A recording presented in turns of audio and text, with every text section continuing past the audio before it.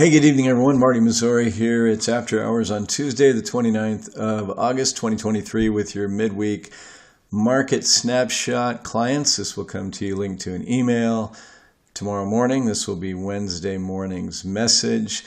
We're going to touch briefly on the technicals for the S&P 500, the NASDAQ 100 tracking ETF. Once again, NVIDIA, because we've been tracking that of late. Then I'm going to take you through some data. I'm going to explain what's behind the late month rally, that if we get another day or two like this, we'll probably see August back in the green after a pretty messy month up until just a few days ago. And then I'm going to read from a summary of our latest internal market log, something I posted in there yesterday. So first of all, just the technicals themselves. Recall that the other day I was pointing to bear flag patterns in both the S&P and the NASDAQ that actually looked pretty compelling to me.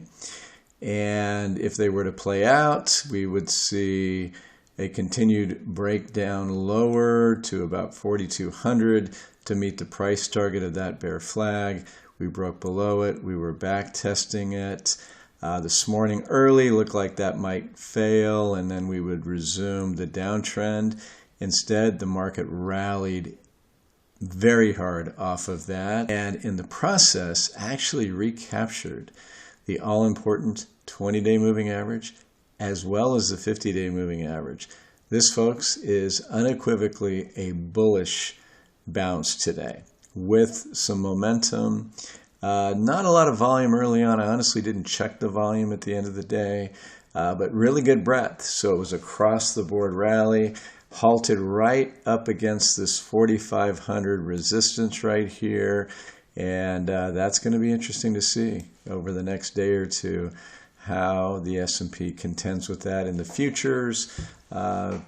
Equities are up just a little bit here in the U.S. Pretty flat, kind of mixed for Asia. Asia's been a hot spot last couple of days, particularly with China and some stock market directed moves that the Chinese government has made here over the last few days. In terms of the momentum indicators, we've got a very early buy signal there on the MACD. It's coming from the right place, coming off of almost oversold levels. Again, folks, this is a bullish reaction today from a technical perspective. No ifs, ands, or buts about it. Pretty much negates the bear flag. I guess if I were an ambitious bear, I would say no, not really. We're right back in it. Yeah, that could work. And then you'd still basically be dealing with pretty close to the same price target, but it would have to roll over probably tomorrow for me to even think about continuing that pattern right there.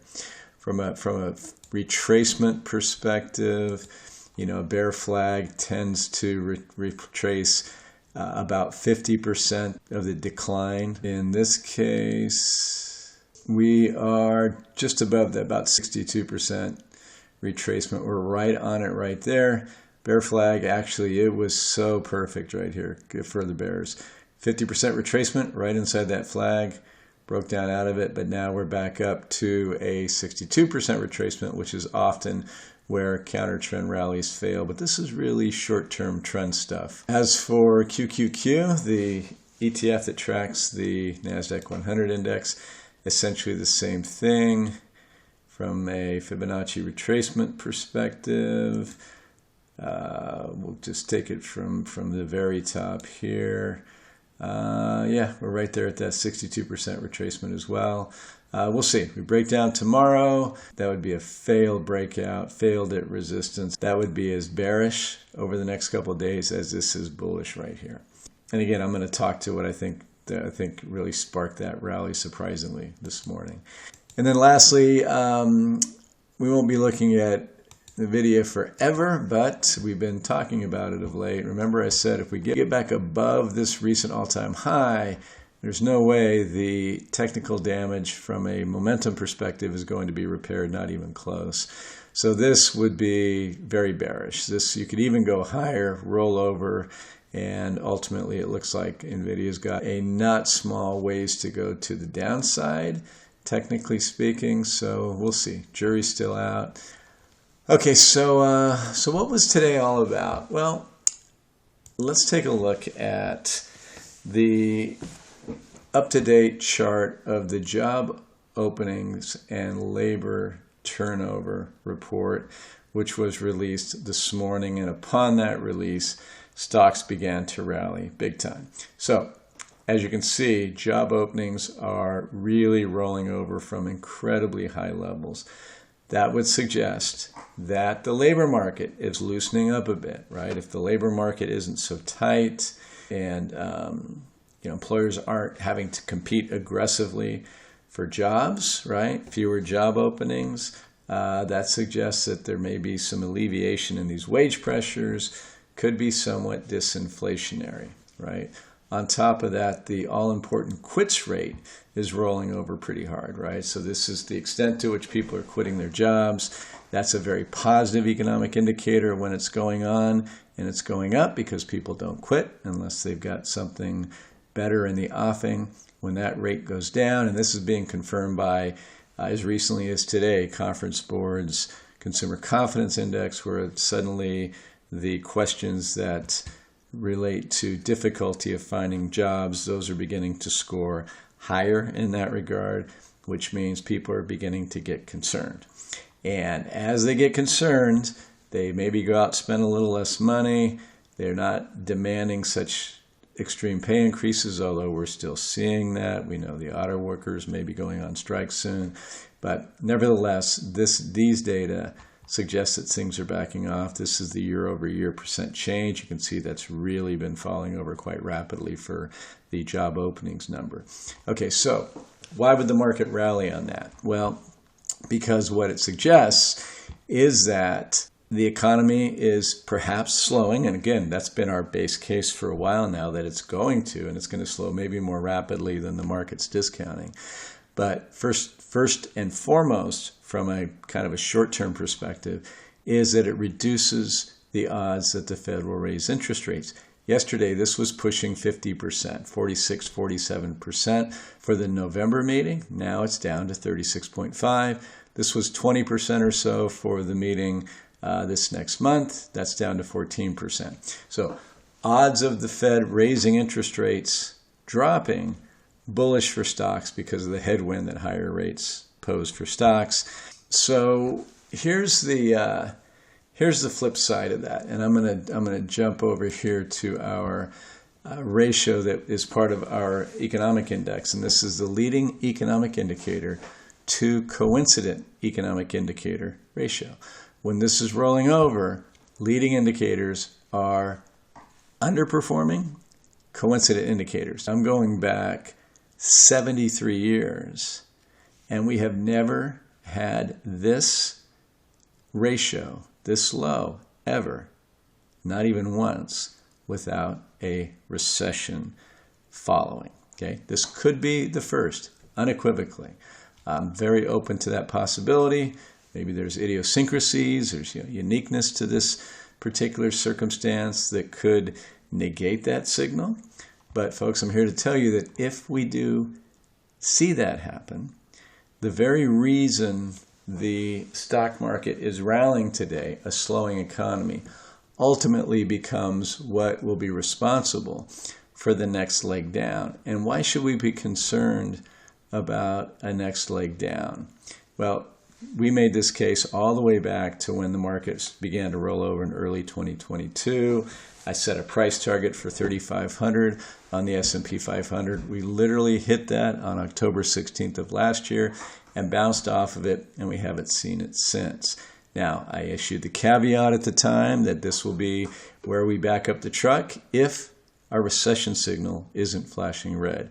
If it is, and that turns out to be a valid signal, there will be another leg down where stocks will now be reflecting poor earnings relative to expectations, as opposed to the first leg, that non-recessionary would be the only leg if there was no recession.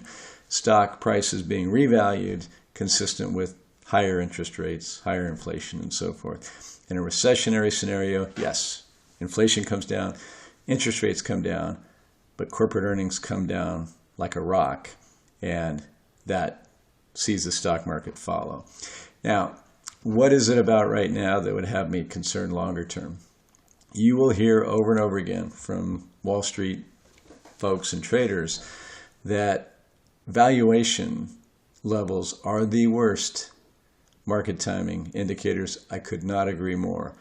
They are among the best indicators to gauge future longer-term results from. So I did this a while back and shared it with you. This is the current price to earnings ratio, trailing 12 months for the S&P 500. It's currently sitting at a very high 22.1, call it, PE. So stocks are trading per share 22 times their earnings per share. Okay. These white circles that I drew here all the way back to the early 90s, you can see I don't have the data previous to that, is where the stock market bear markets at these moments had bottomed. The whole point where we had a legitimate bear market that ultimately found a floor, it has never found a floor with a price to earnings ratio as high as it was. This was not an official bear market here, by the way, and it was lower anyway. As high as it was on October 16th of last year. Doesn't mean this won't be the first, but we're concerned. Okay, so very elevated historically price to earnings ratio. Now, we know that earnings can be, forgive me, but manipulated by companies, right? They can do things in their financial statements that show earnings better or worse when it's convenient. But, revenue, little different story in terms of being able to manipulate the numbers. So price to sales, right? We are presently, at highs that we haven't seen outside of this anomaly here around COVID, right? But even during the bubble or before the bubble, the tech bubble of the late 90s, early 2000s, when stocks were arguably overvalued, they weren't here. We had a consumer credit, mortgage-backed securities, residential real estate bubble. Here we had a stock market bubble. Okay. Here we have a price to sales ratio that's above the kind of stock market bubble we hadn't seen since, like the 29 crash or something, right? So this is a level to be concerned about, and you can see if that was the end of the bear market, it sure happened at a high valuation from a price to sales standpoint. From a price to book value standpoint, pretty much the same look. Not quite 99 levels, but very, very high levels, and a very high level from the market to bottom from. Not saying it couldn't happen. I can't say that enough. We have to be open-minded to all possibilities, but this is just more evidence that, yes, we should be hedging some potentially large downside risk. I mean, for stocks to get to a reasonable valuation in a recession scenario where earnings are coming down, they've got a lot of potential downside if indeed, that does come to pass. So again, market rallied toward the end of last week on really poor global purchasing managers index results that said, manufacturing still in recession, services look like they're rolling over, stocks rallied at the end of last week. This week, you get the JOLTS number, job openings number comes down, quits rate comes down. Suddenly, despite what Jerome Powell said on Friday about really needing to potentially stay higher for longer, market doesn't seem to believe it the minute we get some soft economic news. Our base case is that the economic news is going to get quite a bit softer before this is all over. And then suddenly the market has to wake up and realize, the Fed can cut rates till the cows come home. But if we're in recession, it's going to take a while to work our way out of that. And when we look at the health of the consumer, there are some issues there to be concerned with. I'm just going to pull over part of last night's internal log entry. In a nutshell, we can indeed recognize a legitimate case for no recession occurring in the near term. the factors that give credence to that notion would be economic support coming from the fiscal side, infrastructure spending over the next several months, and, frankly, from the potential for China's policymakers to capitulate under the weight of their disappointing economic results to date. Read that as political pressure in a manner that indeed provides stimulus to the global economy. On the other hand, even in a bullish China scenario, the economy will have to contend with the complete drawdown of pandemic or excess savings that came from all the free money that was given out, that most estimates have going to pretty much zero where it counts between now and the first quarter of next year or sometime during the first quarter of next year. So the market loses what I think has been arguably strong support, along with, for example, a resumption of student loan payments over the coming months. Well over 50% of folks who have student loans that'll have to resume payments that on average are something like $380 a month have taken on a not small amount of additional debt to service. This is about to occur amid a backdrop now of rising debt delinquencies, credit card and auto loans in particular, i.e. there is real risk that the service sector performance that's been the recovery's linchpin to this point doesn't hold up. Now, back to the bullish scenario, which I think is a legitimate scenario. I'll consider any legitimate narrative, right?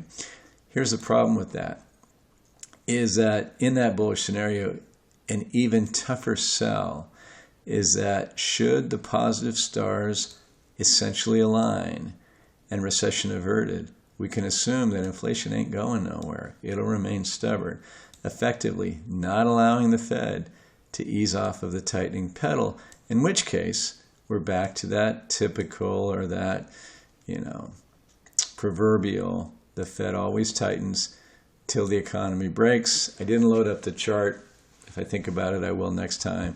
It basically shows that historically you've never seen tightening like this, leading to indicators like this without a recession to follow. And if you get a recession to follow, right, you get an S&P 500 index that does things that are reflected in these valuation charts that I'm showing you here. So folks, again, really impressive rally today, coming off of what looked like something that could turn into something here to the downside. We're about to enter the most difficult 2 months of the year traditionally, so we'll see how that plays out. We are concerned enough about the short-term setup that we made a pretty meaningful move to our SP 500 put hedges that hedge our core portfolio, moved them closer to the money for the next month, just in case we do see a September swoon. But I would say, technically speaking, this is looking pretty bullish right here. As you can tell from my commentary, I'm concerned that maybe we're not going to see this big thrust to sustainably new highs, that there's enough fundamental risk under the market that makes that a very difficult narrative to play into, or at least to invest into currently. Folks, I'll leave it there. Thank you once again for watching and listening. I'll talk to you again soon. Bye-bye.